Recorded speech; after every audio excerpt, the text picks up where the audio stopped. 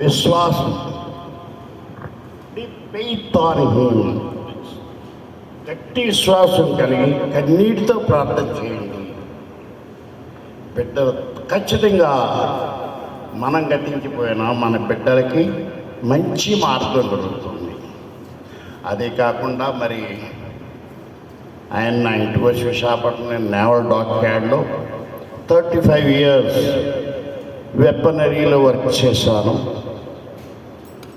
2011లో retired అయ్యాను.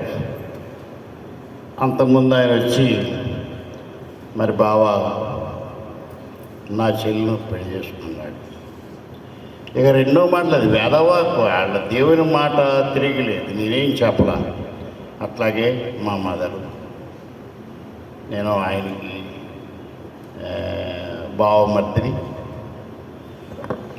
ఆ రకంగా అయింది. మేము కూడా పెద్ద స్థితిమంతులం కావు. మా నాన్నగారు అస్థిరులు, అమ్మ కష్టపడి చదివించింది.